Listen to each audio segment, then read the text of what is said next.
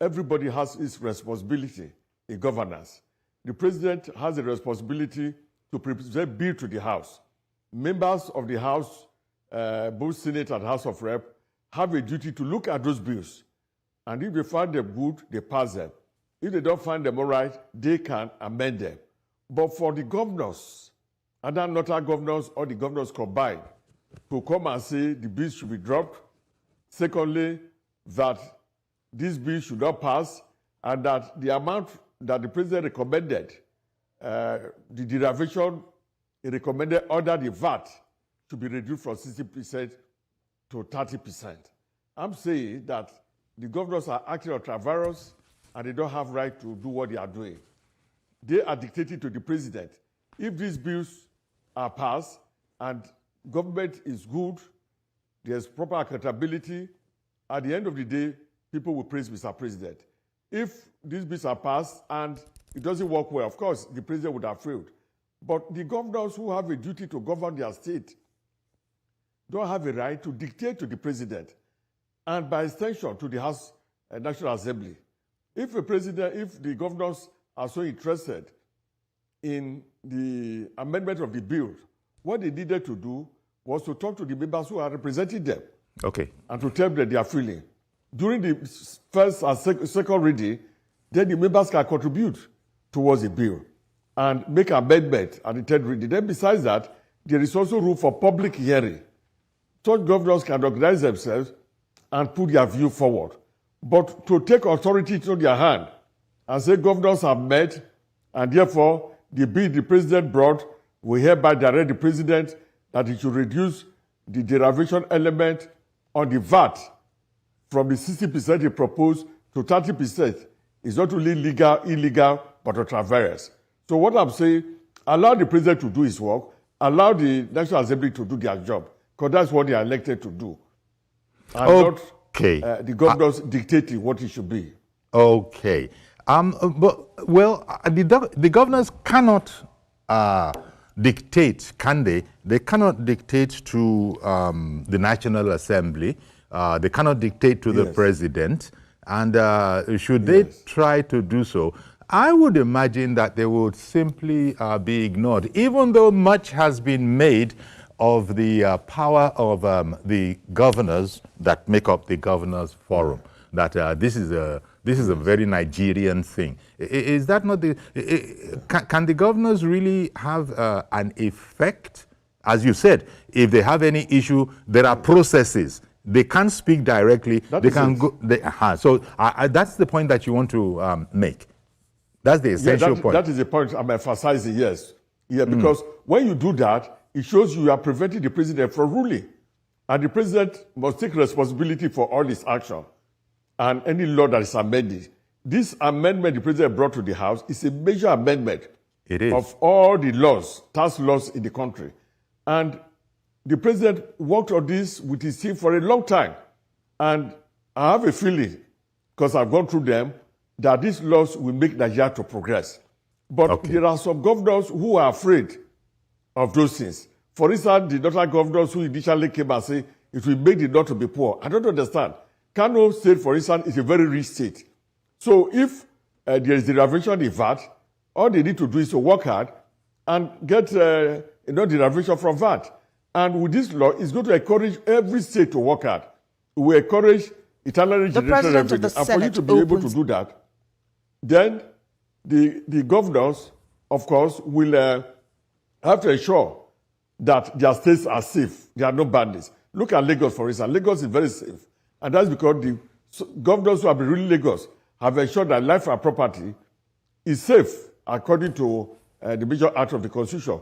But there are some states where the governors don't bother. Bandits come, people come, disrupt everything, they disturb investors, they are not bothered. So if you are not bothered about the welfare of your people, about the economic well-being of your state, of course, then you will lose through the VAT. But if you are working hard, of course, you should not be afraid of the issue of the VAT. Because people say, oh, the North is poor. But I don't believe that. In the First Republic, we know that the North was competing favorably with the East and the Southwest. And since they found oil, and then, of course, found that a lot of tax is coming from Lagos, it appears some sections of the country are no more body to work. So these bills is going to encourage the entire country to work hard.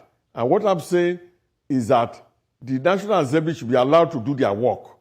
Governors should not do the work for the National Assembly. They can consult their members at the back. The same way that the governors can consult the Senate at the back, and they can also appear at the public hearing. And if they do that, of course, National Assembly can amend the bill if they convince them. But to just sit around the table and say Governors Forum have decreed that the VAT as submitted by Mr. President is hereby amended to 3%, then of course, to 30%, then of course, there was no need for the President to submit it. The governors should just have gone ahead to pass it.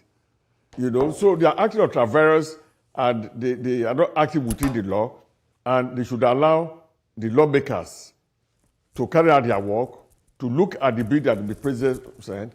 If the lawmakers feel that the law, what the President said is good enough, they will take it. If they feel they need to make an amendment, they will make an amendment. If they believe in rejecting it, they will do that. But for you to say it should not be debated at all, this is what it should be, I think democracy is not run that way. That is the point I'm making. Okay. I get you. And thank you for the explanation. But what would you say to those who would say, look, they can, if the governors wish to spend their time in that way, much has been made of the fact that the Governors Forum are too powerful. They're not just powerful, too powerful. First of all, as a former member, I don't know what you think about that, but you've just explained that where the areas where they shouldn't go into, let them not be, as you legal people call it, ultra vires, their actual function. Can they simply not be legislatively ignored? Because they can be legislatively ignored, but they would have made the best of themselves. Because what is happening, like you said, the Governor Forum is very powerful. Nobody is against it. But people are bringing politics into it. Look at the Bauchi State Governor, for instance, who is bringing PDP ideas to criticize the bill. And he's indirectly deceiving other APC governors to buy into it.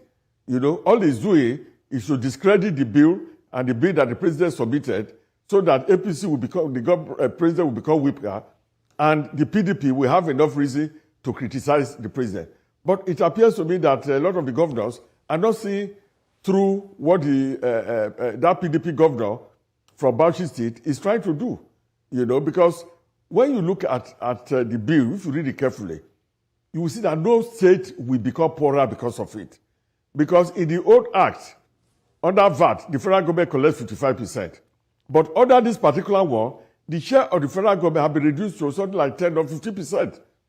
Majority of the remaining money is shared between the states on the quality basis and on population. Yes. The only difference is the area of derivation, And because derivation will encourage some other states to work very hard, there will be a sufficient surplus that will go into the federation account. So on the whole, it's a win-win situation for the governors. And if you look at the other part of the tax bill, it's very friendly to the poor, to workers. If you earn less than 800,000, that's almost $1 billion per annum, you would not pay the tax. Unlike that way, somebody who is earning just 200,000 naira is paying tax. So the bill is friendly to the public, and it also exempts more scale industries from pay tax. There's a particular amount that turnover you must have first before you pay tax. So the President thought through this bill before he submitted them. Yeah. And for the governors to just come and blanket criticism, it's not the best. Because at the end of the day, what they are trying to do is to prevent the President from doing the right thing for the country. And I will advise the governors to concentrate more in their state.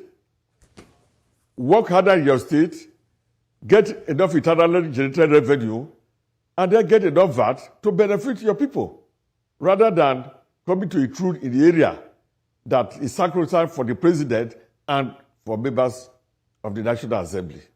Is it? Do you think it is mischief, or that people don't understand the legislative process? Because otherwise, I would say, why should one be too concerned about this? In that there are established procedures and protocols.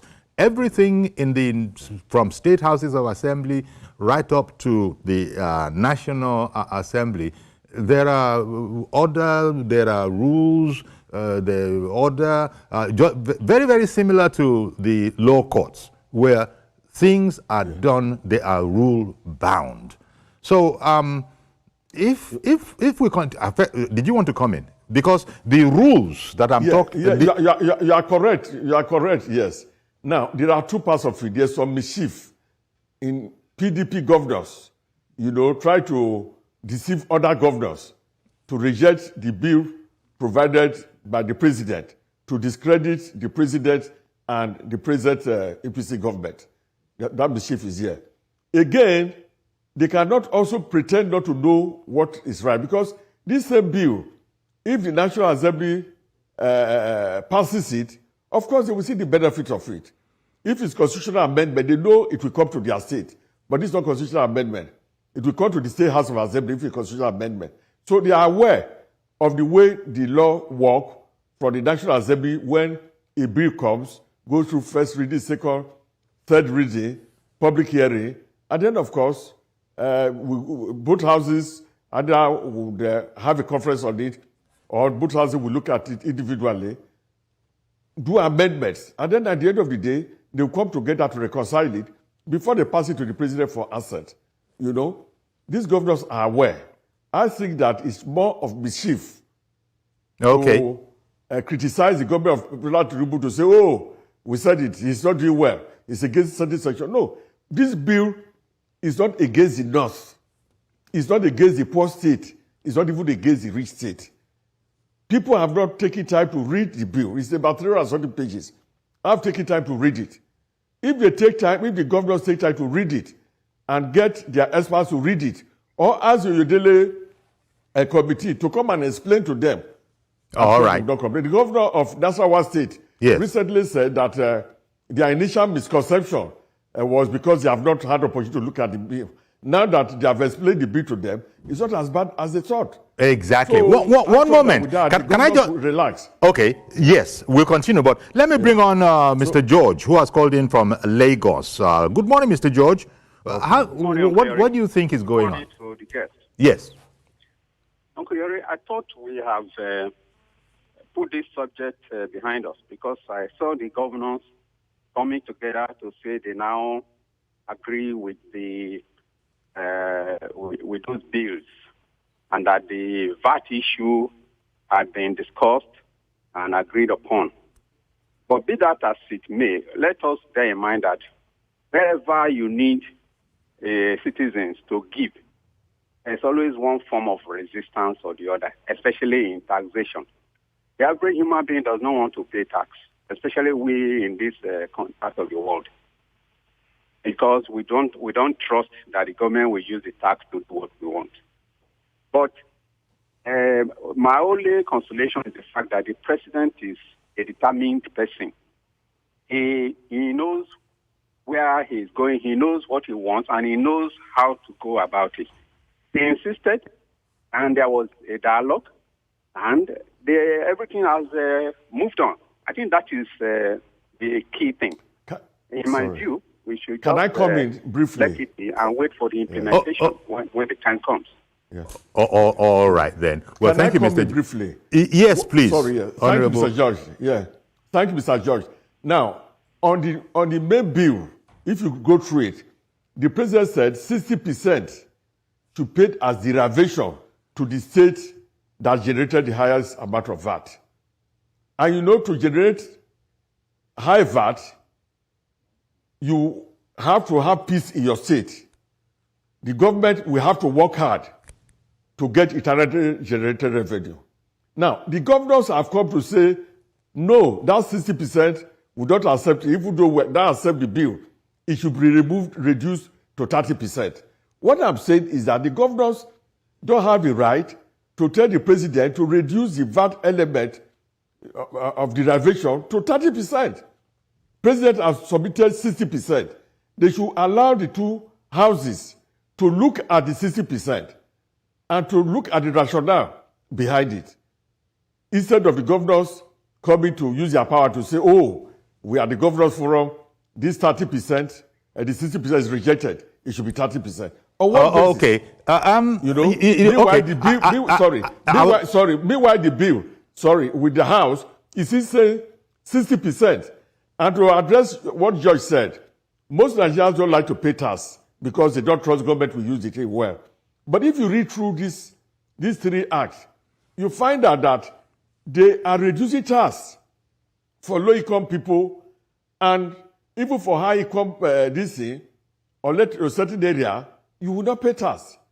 So yes. It's a very progressive okay. Yes, you made that point earlier. Yeah. I believe that Reverend Dominic is also waiting to join us. Good morning, Reverend Dominic. Good morning, Yori. Thank you for calling. In Abuja. Yes. If you can hear me, can I go on? We can hear you. I can hear you, okay. Yes. Dominic, I can hear you. Yori, honestly, when the governors began to play this game of what I call hide and seek, of ignorance, I didn't feel good. But to me, the essence of this bill is almost about to be defeated. The essence of this bill, to ginger a new tax reform in Nigeria, is almost really back to politics. Because these governors also have made a decree as almighty governors. And the Mr. President, who is a Democrat, have come into a middle place to agree with them. If you ask me, if we move from that 50% your guess is hammering on to 30% the governors are clamoring for, we have gone back to where we are coming from. Because the essence of this bill is for people to work. And whatever you work, you eat. Not be monkey the work, but with the chop. But you are going back there. If we have agreed with the governors on their own proposal, what I'm trying to say, Mr. President should find a way to present this bill as it were. Let there be a debate, yes or no. If yes, take if people in yes I number, we go on. If we know I number, we step it down. But to do the deal of the governors is taking us back to where we're coming from, which Mr. President wants to pull us out from there and make people to work and make people to strive and work so that in every level there shall be profit. Not when I'm laboring, somebody is eating. But the governors is taking us a step backward to that old way of doing things where somebody work and that person will take the gain of it. So that's what to say. Mr. President should have stand his ground and remove politics out of it. He has been a good person. He won election in 2023 against all odds. They are taking him with that deal. If we don't do it this way, we will go to the north. I don't think that Mr. President should, fall to that kind of cheap blackmail. All Nigerians support this bill. But it seems like politics is having its way. Mr. President has tried to agree with the governors so that we can start this piece of graveyard, which did not go down well with me. And this is what I get is never to explain to Nigerians. God bless Nigeria. Indeed. Well, thank you very much, Reverend Dominic. Thank you. Just as Mr. George said, he said he thought this matter was behind us now because last month, you recall, well, I think there was a meeting, they had a meeting, and it was reported at the time that the Governors Forum has finally thrown its weight behind the tax reform. And reading from a newspaper report at the time, the state governments made this known in a communique issued at the end of a meeting with the chairman of the Presidential Fiscal Policy and Tax Reforms Committee, Taiwo Oyedele, in Abuja. So, yes, I hear the governors said that the revised VAT sharing formula must ensure an equitable distribution of the 50% that we're talking about. That seemed to be their insistence, 30% based on derivation and 20% based on population. So, as George said when he called in, this matter, why are we, there's no matter of, the governors have said that they are on board now. Just as you yourself said, Honorable, maybe after the opportunity to study it, it's a voluminous document. There are 4 actual bills that were sent by Mr. President. So until we're having this conversation, but we did want to have it in case there were areas that still needed to be handled. But the general idea, is it not, is that this matter has been dealt with. The governors that did not see their way clear are now saying it's clear.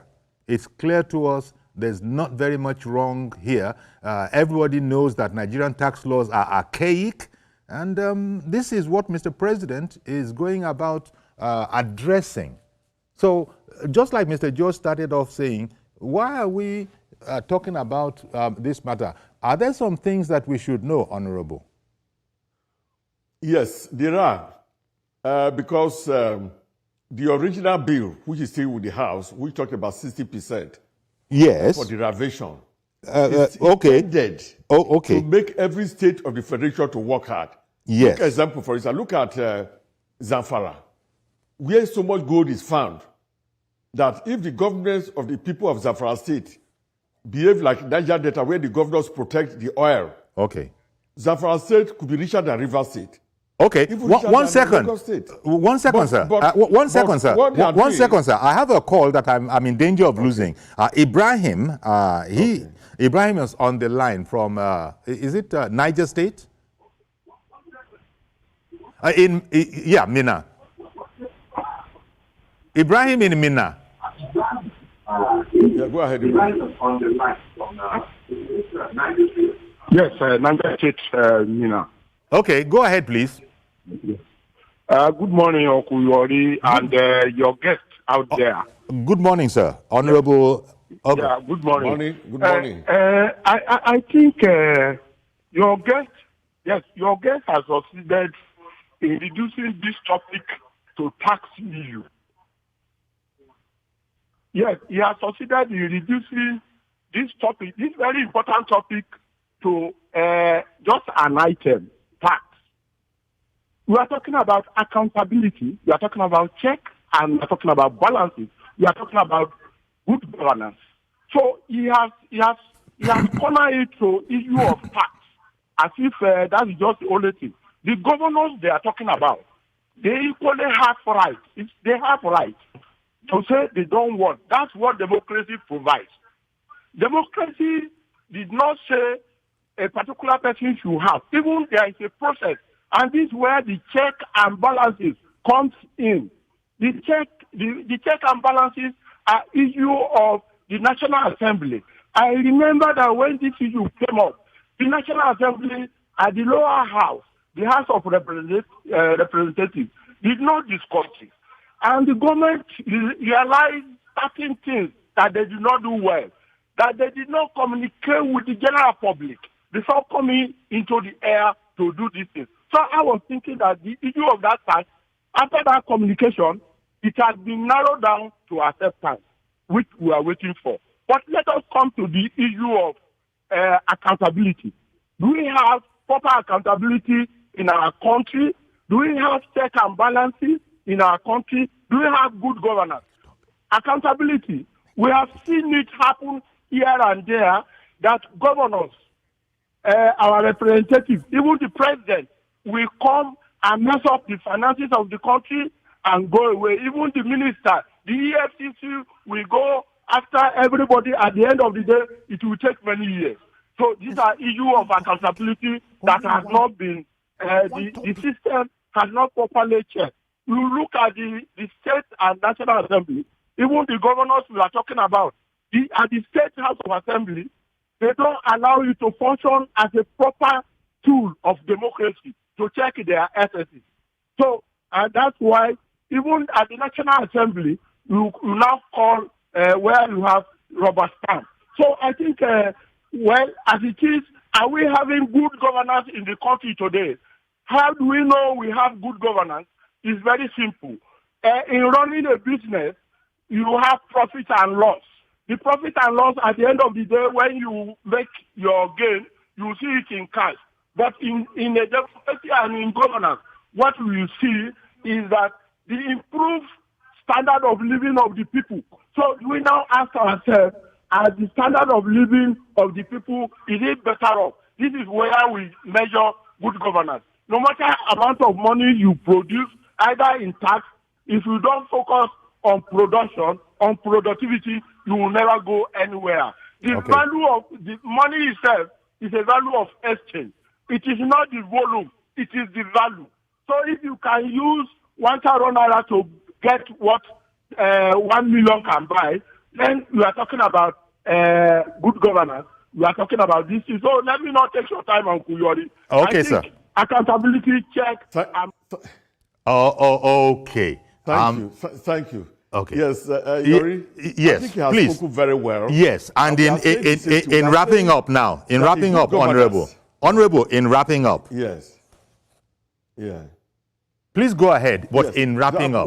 What I'm saying is that in good governance and accountability, you must follow rules and regulation. Yeah. The National Assembly is elected to make laws for the Federation. And there are systems, democracy system that it goes. You have first reading. The bill will come out. Everybody will see it. We will have a second reading. They will gazette it in the House. At the end of the third reading, during this time, you will debate it. And you can make amendment under the second reading or the third reading. After that, there's still a public hearing. Before the two houses will harmonize the bill. We are saying that in a democratic setting where there's accountability, it is the House that will do their work and not governors giving order. All right. That so bill, this is how it must be done. Okay. So I'm speaking exactly what the speaker called him from Niger State to talk about. All you right. know, what I'm saying is that the governors should not come and say, National Assembly cannot do this. They are usurping the power of the National Assembly. All right. What they needed to do Honorable. is to reach their members from behind Okay. so that they can put their views when the bill is being debated and passed. All right. So we're speaking the same thing. Indeed, Thank indeed. you. Well, there's a sense, I want to thank you very much for coming along and, as it were, underlining this whole matter, the processes, there are rules, there are procedures. In fact, that is what makes the whole issue of accountability, checks, balances, and good governance better. That is it. Yes. So I want to thank you very much, Honorable Ogene Emma Ego, for coming on and underlining this very, very important thing. And to the viewer who called in saying that our guest, Honorable Ego, had succeeded in reducing this to just one aspect. No, not necessarily so, as he will find out once we come back from break. And there are other aspects to the principles that we're talking about here that does not exclude what Honorable Ego has brought up. In fact, it's been quite valuable. Thank you very much, Honorable Ego, for coming on our program today. Thank you, Yori. All right, then. I'm glad to our be pleasure. with you. Thank you. All right. So we'll take a break now. We'll be right back. Please don't go anywhere.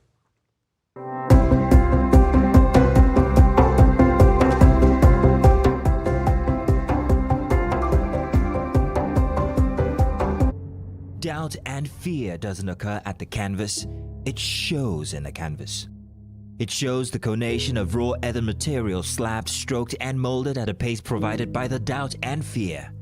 Every move way in the struggle of one to the other, merging the past to the present, brushstrokes of colors seen but not known.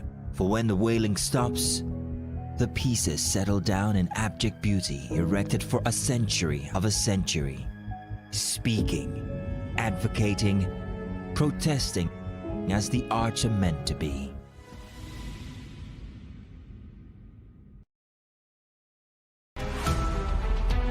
Every major news story is with many perspectives and layered with different levels of impact. Hello. What time did this happen? First, with breaking news. Sometimes, it's the story that calls. At other times, the people just want to be heard. School, I need students, but I need teacher. Can't continue like this. Their voices re-echoing through time itself. We haven't done anything. If the tide is high, everybody run for safety. Their tears leave a sweet, sour taste for all their demands. A familiar call beckoning for change. In our world, no one expects a disaster to happen. But when it does, will be there to x-ray all sides, from the east to the west, north and south. Community Forum will examine the oddities and challenges to economic development, as well as issues yearning for government intervention. Watch fresh episodes of Community Forum on Sundays by 9:30 p.m. only on TVC News.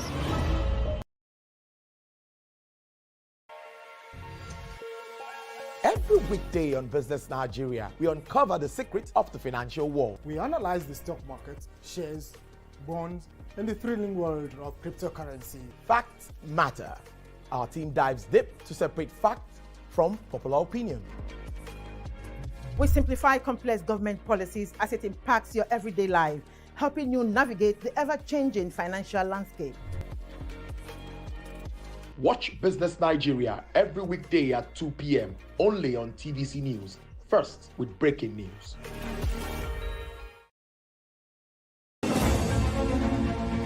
Meet Benga Oreshegun, a fearless voice and an advocate for the truth. He's bringing fresh energy and bold insights to journalists' Hangout. Get ready for deeper analysis and dynamic perspectives. Join me and Babajide Kolade Otitoju with other veteran journalists on Journalists Hangout. Weekdays from 5 p.m. and on Sundays 1:30 p.m.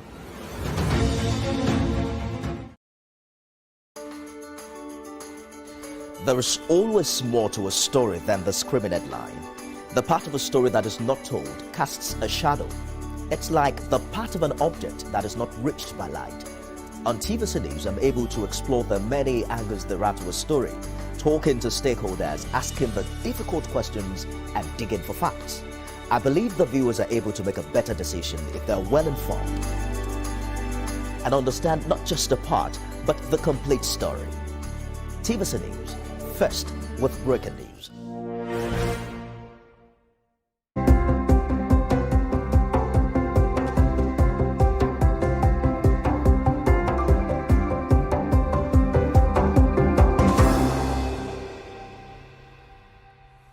Okay, welcome back. And well, actually, we want to move on now. Maybe actually, he's a friend of the house.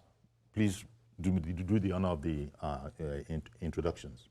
Good afternoon, viewers. My name is Tony Daniel. I'm a lawyer, a maritime consultant, and a public analyst. Thank you very, very much, Mr. Thank Daniel. You should. I said maybe you should also do some of the work that we do. Yeah. Now, we want to look at the question of the governor of Rivers State presenting the 2025 budget. And it's important for me to say... 2024. Was it 2020? The one that had been presented yes, last year. Yes, sorry, 2024 budget. But now it's been determined that it's not of consequence. Events have overtaken it, and he has applied that the matter be dismissed. In fact, some lawyers were making an issue out of struck out or dismissed. Which one is the appropriate one? But in any case, it was dismissed. Thank you very much. First and foremost, I read and watched what the comment or interview granted by my friend, senior, Femi Falana, SCN. The fact that he's in that matter, because he's in the matter, he's in the team of lawyers for Fubara. Yes. He ought not to be making that kind of public comment, Even though it was clarifying. No, you see, that is number one. Number two, I need to clarify the fact that the appeal, there are so many appeals involving River State crisis, both at the Court of Appeal and the Supreme Court. The particular appeal referred to for the purpose of correction is the decision of the Justice of the Federal Court, Abdul Malik, to the effect that, is it Abdul Malik or Motosho? I've forgotten Justice Motosho. It's a Motosho. Good. That it's wrong and unconstitutional for the governor to have presented the appropriation bill in Rivers State to just 4 members of the State House out of 31 members. And then they went to the Court of Appeal, and the Court of Appeal upheld that position Fubara's team now went to the Supreme Court. Now they came up to file a notice of discontinuance. If it was other courts, if you file a notice of discontinuance before the other parties have taken steps, the case is struck out. If the other parties have taken steps, they can demand for compensation. At the Supreme Court, the other parties have taken steps. And Justice Daudu, even though the other lawyers who are equally SCN, did not oppose the withdrawal of the appeal, Justice Daudu drew the attention of the Supreme Court justices to the fact that issues have been joined. There are 5 processes against the appeal filed by the Fubara team. And because of that, they want compensation. And I think they were granted They were 2 granted million. 2 million each. Now, the danger of saying the event has overtaken the issue, with due respect to the SCN, is wrong. But with the explanation, this is where I know it's important that because there are many more of me than there are of you. That is to say, we are not, what is that thing you lawyers like to say? We are not learned. We're not learned. We're not learned. So the point I was making here by bringing that up is that the bill, what it refers to, doesn't exist anymore. No. The money has been spent. No, excuse me. That is the explanation. No. For example, we're trying to make sense of for this. example, Uncle Yori, yes, sir. I'm at the Supreme Court for a case. It's a criminal matter. The defendant has been convicted and he has served his jail term. But I'm still at the Supreme Court to get the court to declare that that conviction was wrong. Okay. Now, there was a decision by the Federal High Court. You went to the Court of Appeal. The Court of Appeal said, no, the Federal High Court is correct. You cannot present an appropriation bill to just 4 persons, contrary to the provision of the Constitution, whereas we have 31 persons. You now file an appeal to the Supreme Court. That means the law or the position of the case is as decided by the Court of Appeal, which have said the step you took was wrong. So if we want to refer to that case, we shall refer to the decision of the Court of Appeal, because the Supreme Court did not reach any decision in that matter anymore. The decision of the Court of Appeal was what the Fubara's team appealed against. If I were the lawyer, but it is possible that they have seen that they are likely to lose that case. Because before it was dismissed, indeed as had been asked, the point was made that nobody is opposing the application to withdraw. It doesn't matter. What I'm saying is that if you want to refer to the decision of the court in respect of that matter, which decision will you refer to? Because there's a decision. The decision of the Court of Appeal. Okay. It remains valid. It has not been set aside. It has not been upturned. So as regard this case, that is the position of the law. Well, yeah.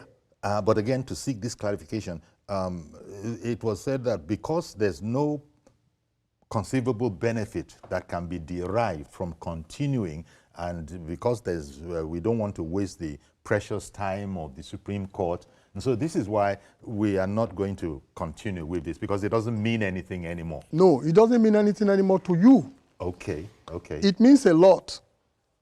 Some persons went to court to challenge and said this is supposed to be the correct position of the law. The court upheld the position of those people. You said, no, you are not satisfied. You went to the Court of Appeal. The Court of Appeal said the position reached by the lower court as maintained by the opposition is correct. You said, no, you are going to the Supreme Court. You are going to the Supreme Court to upturn the decision. So the decision does not affect only you, which means the position of the other party is correct. So what it means is that if we want to refer, if we are doing similar case with similar facts and principles of law, in a lower court, like the High Court or Federal High Court, and the issue of presentation of appropriation bill to members that are far less than the quorum required by the Constitution, yes, you can refer to the decision of the Court of Appeal, because for now, that is where it stops. The Supreme Court have not tested it unless it happens again. So the decision of a court primarily benefits the parties, but the society and law itself also benefit from it. So the locus classicus of that case has become a locus classicus. The decision of the Court of Appeal is a reference point if you have issues like this. Okay. It has not been upturned, it remained valid. Okay, and, yes. And because of what you've just said, I understand why you say that Mr. Femi Falana, SAN, you take exception to his, because he's also a party. It's a party. You take exception to the explanation that he gave. No, the explanation he gave to the effect that his team, because he's part of the team for the Governor Fubara, deliberately formally withdrew the appeal they filed at the Supreme Court. That is correct. But what is the effect of the withdrawal when he said it is spent? What is spent? The subject matter. Yes, because they are coming into another financial year now. That's right. Which means they cannot represent the appropriation bill to these four persons. I have said it at this station that... Does it mean that? Because... That's what it means. The law can be quite technical. No, the Court of Appeal decision has not changed. Because now we're talking about 2025 appropriation bill. The Court of Appeal decision is that you ought not to present an appropriation bill of your state to four members of the House. This does not mean that I'm supporting Wike. I'm not a fan of Wike. I was very impressed with the decision of the same Court of Appeal that you cannot starve a state of funds when a justice, I think it's Justice Abdul Malik, that gave a judgment that the state should not be giving money, central bank should not. But the Court of Appeal set aside that because we look at the doctrine of necessity. The state must exist. The state must survive. And the state is the society. So money to a state is food to man. They need the money.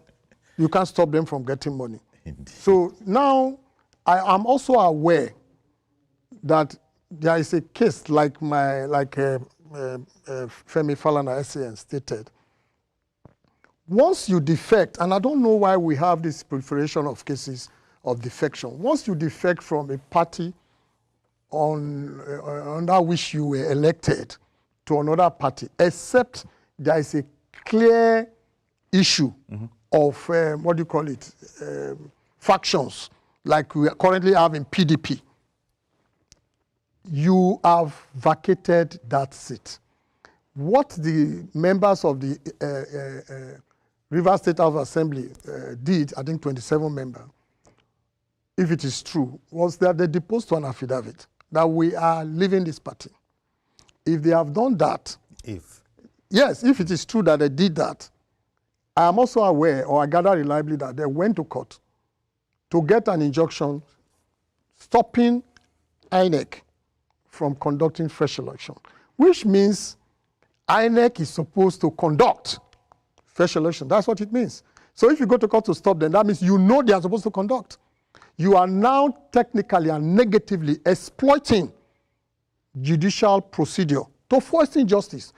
2 years is almost gone now. They have 2 more years to go, and we are still having this crisis. What the judiciary is supposed to do, and I think the CJN has been doing some of these things, take certain matters very serious, go out of your way to set up a panel to take that matter. The issue of injunction stopping INEC from conducting election from the 27 vacant seat, it means that the seat have become vacant. They should give speedy hearing to that matter. Okay, but there's also the issue, I think one of the justices, if it is just one, had pointed out that charge that some people had lost their seats because they had decamped to another party. No evidence of such was actually brought to court. I will be surprised to hear that because I read about that too. I'll be surprised. These are SANs. I have advised Fubara and Wike. We lawyers, particularly those of us who are, those of them that are SANs, are the one making the gains from this crisis. You are enriching them. They are already very rich. The affidavit that they deposed to was referred to severally by my brother Femi Falana, SAN. If he has referred to it, and he was in the team of the lawyers for Fubara, I'll be very surprised if they didn't front-load the certified true copy of this affidavit. Apparently not. Because a whole justice will not be asserting that Fubara's team had neglected to provide any evidence to the court system that indeed a decampment had I have not seen the judgment, and I'm not privy to the documents filed or processes filed. But I doubt if that omission will be made. If it was made, that's too bad. That would be most unfortunate. Femi Falana, I respect so much. Oga Yusuf, I respect so much. They cannot be in a team and that kind of mistake is done. Whereas the primary purpose of going to court is to get the court to declare the seat vacant. And you say you didn't go with the proof that that seat has become, the basis upon which you are claiming that the seat has become vacant, you didn't canvass it. Even newspaper published it. And I think the fact is so notorious. So where does all of this leave us now in terms of the status of this particular issue? As regard the members of the State House of Assembly, for example, yes. As a lawyer, based on my knowledge, subject to any superior argument from any person, the seats are vacant. But the INEC cannot conduct fresh election because there's an injunction. That is that. Every development will be visited with technical and legal reaction. So again, I have said it twice on this station before you, Uncle Yori, that political solution is the best for what we have. It will continue to, I'm a lawyer. Will it hold? See. Will it hold in the presence of so many laws and lawyers? Uncle Yori, recently, did you read that Amechi, the one-time governor of Rivers State, was given an award, and he openly dedicated the award to somebody we all consider his arch enemy, Wike. Are you aware of that? You see, it takes maturity, not really age, to resolve issues. It takes, if you are egoistic, it will be difficult for you to resolve issues. Wike's popularity was at the balance because of the incident in Rivers State and because of his toughness in his ministry. This is an opportunity. Let me tell you what Afe Babalola did recently. You think he doesn't have the power to fight? You think he cannot fight? Or he doesn't have the money? But look at, despite his anger, look at what he did. He became very popular. Yes. Based on that act. Wike called Fubara. Be sincere. Two of you should sit down, resolve all these issues. Let Rivers State start getting the dividend of democracy. What's all this show of power? Fubara, if Wike is not calling you, go to Wike yourself. I'm very sure if you walk into his office and say you want to talk to him alone, he will not stop you. Why are you waiting for the president and waiting for other people to resolve the issue?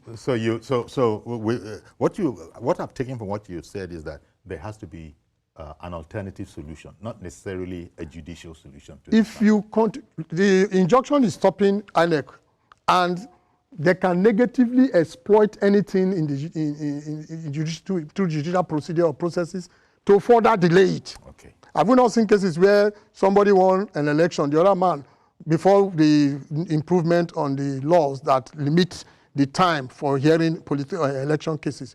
Before that, you see somebody elected, complete his tenure. The matter is still in court. Yeah. Okay. Well, I thank you very much for coming along. Are we through? We have not. We spent so much time. Oh, really? And it's valuable because you've just explained a number of issues that relate to this. I can't go over them because and you've just finished saying them anyhow. But I do want to thank you, Tony, Mr. Tony Daniel is a legal practitioner and an advocate of human rights. Thank you so much. Wherever you see that one, if there's any infringement, you can expect you among a lot of other colleagues to be up in arms. So I want to thank you very much for coming along. Thank you so much. Really appreciate you. Yes. Indeed, that's where we're going to have to leave it today. Do please join us tomorrow for a fresh edition. I am Yori Volare. Bye-bye for now.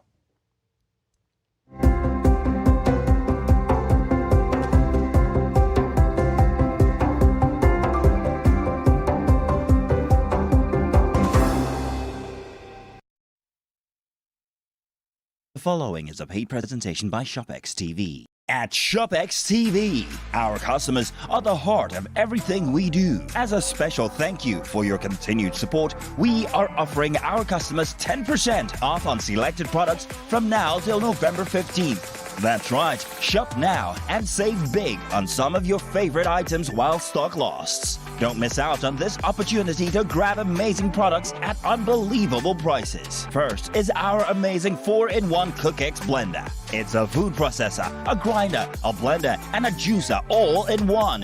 The CookX 4-in-1 blender comes with 3 versatile cup sizes, each crafted to handle special tasks perfectly. Imagine effortlessly whipping up smoothies that are truly smooth, pounded yam and soups that are flawlessly pounded and blended. You would normally pay 189,950 naira for the CookX 4-in-1 blender, but call the number on your screen right now or scan the QR code and get it for just 170,995 naira. Incredible! And that's not all. You can get the CookX 4-in-1 blender in 2 easy payments of 85,498 naira. That's right, pay twice to get this amazing cooking solution. And we are not done yet. ShopX TV is proud to introduce the ShopX Ultimate Crunch Exercise Machine. The 6-in-1 machine is designed to take your fitness to the next level. No need to worry about expensive gym fees. You can now work out from the comfort of your home and achieve results. With Ultimate Crunch cutting-edge technology, you can transform your body. Its enhanced features deliver a full body workout that's efficient, effective, and enjoyable. The secret is its advanced design that combines multiple exercise models into one unit. The versatile machine features adjustable resistance levels, an ergonomic design, and a built-in digital tracking system that displays speed, time, distance, and calories burned. From sculpting your abs to toning your legs, upper body, and strengthening your core, you would normally pay up to 449,950 naira for the ShopX Ultimate Crunch. But for a limited time only, call the number on your screen now or scan the QR code and get the ShopX Ultimate Crunch at 404,955 naira. Incredible! And that's not all. You can get the ShopX Ultimate Total Crunch in 2 easy payments of 202,478 naira. That's right, pay twice to get this amazing fitness solution. But hurry, limited stocks available. So call the number on your screen now or scan the QR code or visit our website to place your order while stock lasts. The proceeding was a paid presentation brought to you by ShopX.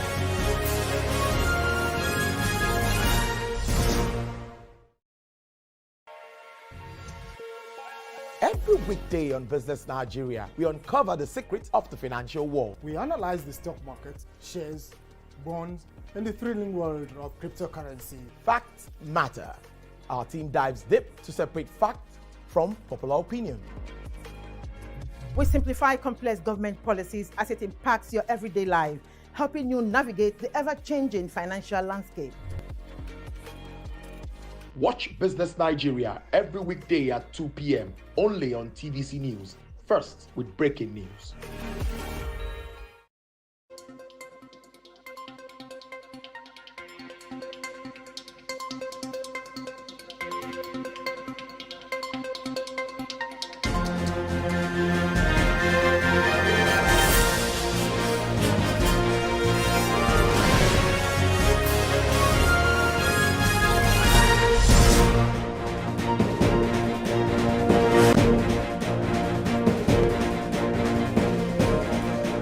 Hello and welcome to TVC News at midday. I am Nifemi Oguntoye. In a bid to reinforce operational integrity and ensure effective management within the Nigeria Police Force, the Inspector General of Police, Kayode Egbetokun, has convened a virtual meeting with strategic police managers where he addressed issues pertaining to the ethical and professional conduct of police personnel.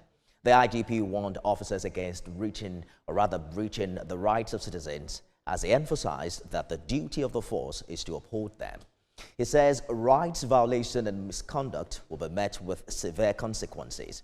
IGP Egbetokun warned all tactical squads against the misuse of power and improper dressing, stressing the importance of operating in approved uniforms.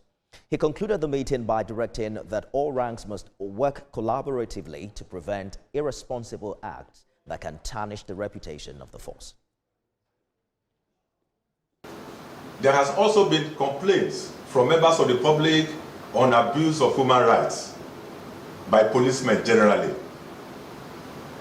Command CPs must pay special attention to the conduct of their policemen. You should be reminded that we are human rights protectors. Our duty is to protect human rights and promote human rights, and not to violate human rights. Away from security to the National Assembly, where it is said that Nigerians who desire the creation of new states must meet the provisions of Section 8 of the 1999 Constitution as amended within the next 1 month.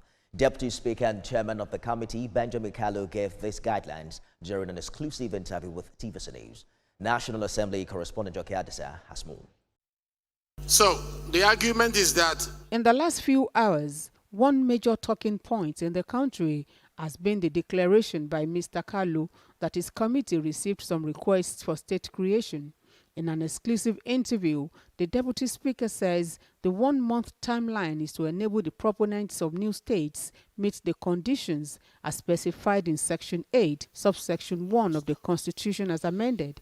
The section states that an act of the National Assembly for the purpose of creating a new state shall only be passed if a request supported by at least 2/3 majority members representing the area demanding the creation of the new state in each of the following, namely Senate and House of Representatives, Houses of Assembly in respect of the area, and local government councils in respect of the area, is received by the National Assembly. there are constitutional procedures.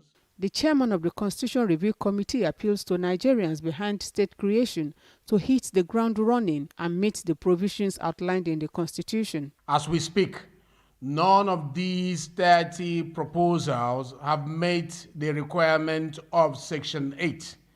And that was why we decided to bring it to the notice of Nigerians that your application before us is ineffective. Therefore, you need to comply with the provision